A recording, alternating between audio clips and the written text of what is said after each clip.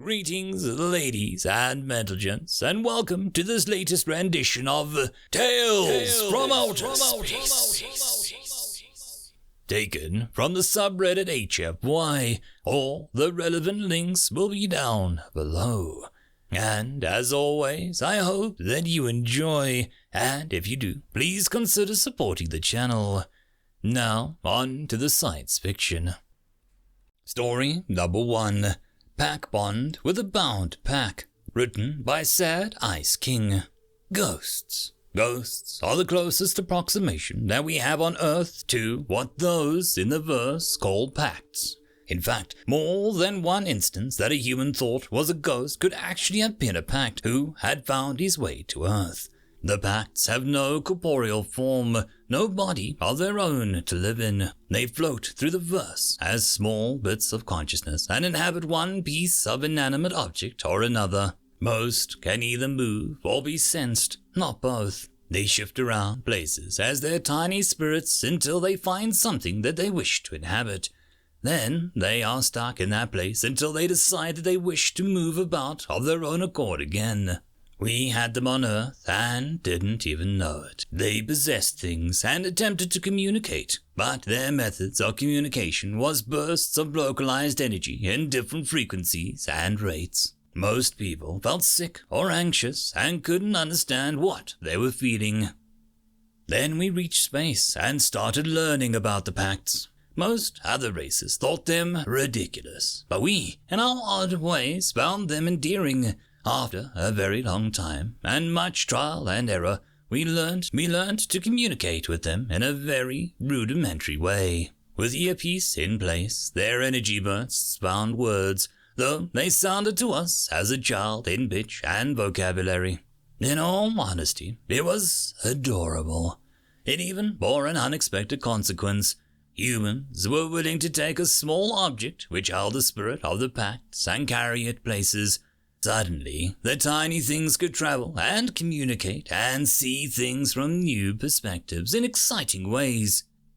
Soon, every traveler and small group of travelers had one each, and large ships had a few. Human ships had a multitude hidden here and there. Humans and pacts were wound together. The pacts loved to travel, especially in buttons, zippers, glasses, pins, earrings, other small accessories that humans like to wear on the outside of their clothes. Though they also like to sit inside fake teeth, which is disgusting, but when they live there they tend to not communicate, as they know that we humans don't approve. I knew a ship captain once who wore an old English naval uniform and claimed every button up and down the thing had a different pact inside of it. Another man had a bag of marbles in which there were 3 or 4 pacts that would change the marble that they lived in.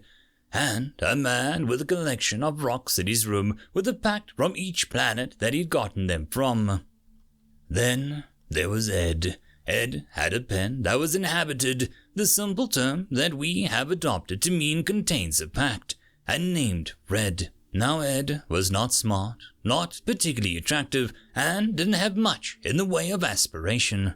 He was, however, gifted with a certain trait that we have now found to be unique amongst the humans. Ed was the man who, completely by accident, would say something offensive or abrasive, not meaning any offense usually, just something he didn't understand, and would get beaten, usually badly. But he would stand right back up and look you in the eyes. He fought back when needed, and he hit hard enough to stop most with one good punch. But he preferred the quiet, non-violent life. Ed could endure almost anything. Most races amongst the stars flee from a fight that they are going to lose. But we humans stand tall and proud.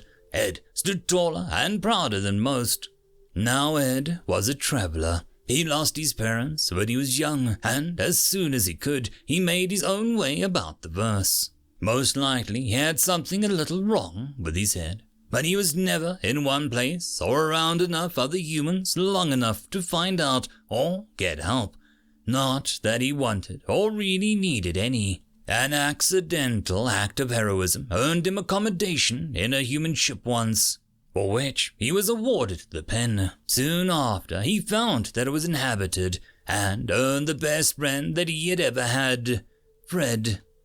Fred liked the feeling of the pen as it wrote, and traveling in the breast pocket with Ed, and even the absent-minded twisting of the cap. His name wasn't really Fred, but that's what Ed called him. Pacts don't have names, really. They are separate identities, but they don't refer to each other with individual identifiers.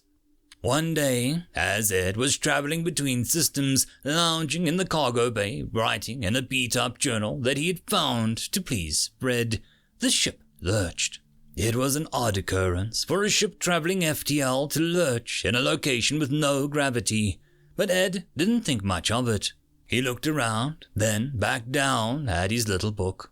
What was that? The small voice sounded as if it was emanating from just inside Ed's ear, though it was being relayed from a piece implanted behind his ear to his eardrum. Fred's voice sounded small and soft, and made Ed think of his own voice when he was younger. I don't know, he continued writing, not looking around. Should we investigate? Ed laughed at the odd translation. They really were children. Investigate, he said the word slowly, trying to show Fred how to say the word. It never worked, but Ed always tried. Should we? Fred insisted. Ed carefully put the cap on Fred's pen, then closed his book and slid it into his pocket. The pen was clipped onto his breast pocket, and Ed stood. Just as suddenly he was stunned and laying on the ground. Something had hit him hard in the back of the head, and he had fallen. His eyes cleared, and he sat up. There was mumbling around him as the bleary shapes began to solidify into creatures. He felt for his pen. Red was gone. Red! Red! The things standing around him stopped, and the top parts of their shapes turned towards Ed. Ed stood and wiped the damp from his eyes. Tall, hardy-looking beings, tough skin, long limbs, and sharp teeth. Ed had seen their like before. Pirates. They were 2 feet taller than he was, and they did not seem intimidated by him. Where is Fred? An ugly, guttural sound came from one of them. They hit him again. He fell, feeling the blood start to flow. He stood again, and was hit again. 4 more times he stood, and was cast down. The monsters thought it was some sort of game. The 6th time, however, Ed wouldn't be pushed anymore. The human trait had begun to blow. His adrenaline and Lbry created a barrier to his pain. It was time to fight back. The punch came in as expected. Ed pushed it to the side and slammed his fist hard and fast into the creature's middle. Something broke somewhere, and the creature dropped low. Ed took its top and stared at what should be its face. My pen, where is Fred? The things chittered to each other, creaks and cracks. The one whom Ed had not struck took a step back, looking around wildly. Apparently, they hadn't expected resistance. Ed wiped blood from his face and hit the one at his mercy again. It crumpled. The other one ran. Ed, however, could also run and knew the ship. He caught up quickly and kicked the other thing's motor appendages. It too fell with a shriek. It shook spindly arms and yelped repeatedly. Ned stood over it, fists raised. It gestured up the hall at the sign that signified bridge. My pen! My Fred! The thing just pointed and yelped. Ed took that to mean yes. He wiped more blood from his face as he walked to the bridge.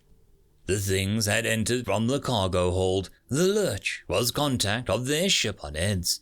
They quietly sawed through the hull and entered the hold from behind Ed. They reached him just as he stood and knocked him down, if not out. While he was dazed, they took any belongings that seemed important, and the shiny, insigniate pen seemed out of place. One of them took it and continued on to do their job. In the hall leading to the main bridgeway, Ed encountered another group of 2 pirates. They hit first and fast, and Ed was hurt, but he did not stop. He continued to take hit after hit while trying to deliver his own until both the other things lay in heaps on the ground. He panted and took another step towards the bridge, and then another. As Ed drew close, he could feel Fred. What he was feeling, though, he didn't know it. It was his friend's specific energy frequency, and it pulled Ed closer to it. Ed knew where he was going, and he would protect his friend. Blood fell as he walked. He would have limped if he could feel the pain, but all he felt was anger. The door to the bridge opened to admit him, and he stepped in. The men and monsters inside the bridge watched in fascination as this lone, quiet human who had lived in the cargo hold for a month stepped into the room. One creature had a bladed weapon to the captain of the ship, who had just been trying to negotiate peace with the pirates. The captain could see the blood, the creatures could smell it. Both the red human warmth falling and the bluish sheen that covered Ed's fists. "Where," he began, "is my friend? Where is Fred? Where is—" he panted again. "My pen?" The battle that followed was bloody and painful, but in the end Ed stood searching bodies for his friend, while the last of the pirates whimpered on the floor. He pulled Fred from an odd pouch in the skin of one of the things and held it close. "I found you, Fred." Ned, thanks you. I was scared. The thin voice sounded in his head again. He smiled through a swollen face and started to cry again. And so the bond between packs and humans grew stronger. There is no real gift or advantage having them gives a human, but we like the company. Makes the void of the verse seem more bearable. Most of us would do anything for a pact we befriend, and they know it. Story number 2. Snarll, the Destroyer of Worlds, written by pure Psycho Mantis. Snarll, the Destroyer of Worlds, Devourer of weak, Slasher of flesh, and Queen of her people, yawned. Her mouth stretched wide, exposing deadly, sharp teeth. She reclined on a soft cushion, a vision of contentment and of pride. Snarl's human servant clinked something in the room of fine smells, breaking the hollowed silence and making her sensitive ears twitch. Her human was adequate, although some way short of her ideal.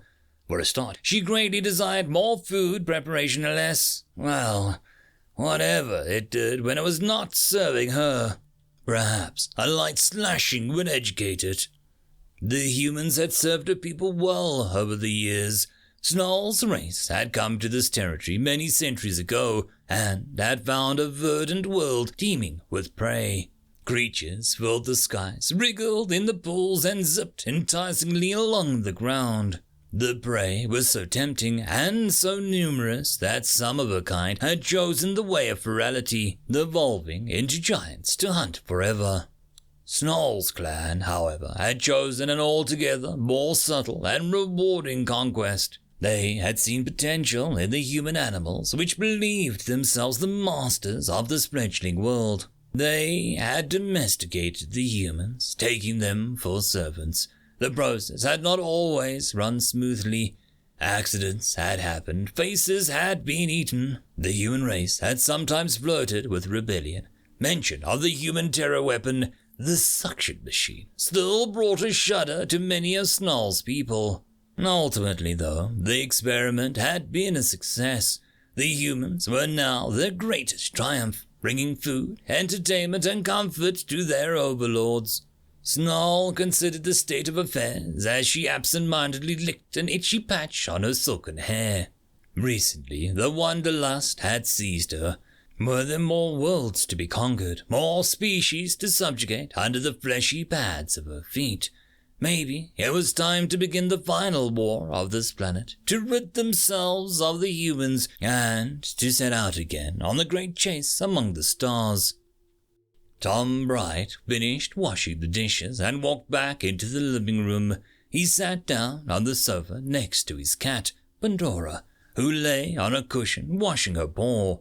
Tom placed his hand on the cat's back, eliciting a small purr. He turned on the TV, his hand still stroking Panda's soft fur. Perhaps, Snarll thought, the war could wait. Things here weren't all bad. End of chapter. And that, my friends, concludes this video. I hope that you enjoyed, and if you do, please consider supporting the author, even by popping over and leaving a thumbs up or a nice comment, just to show your appreciation for the story. However, if you wish to support this channel, there are links down below which will help immensely. I will see you all in the next one, and until then, I hope that you have a fantastic day. Cheers.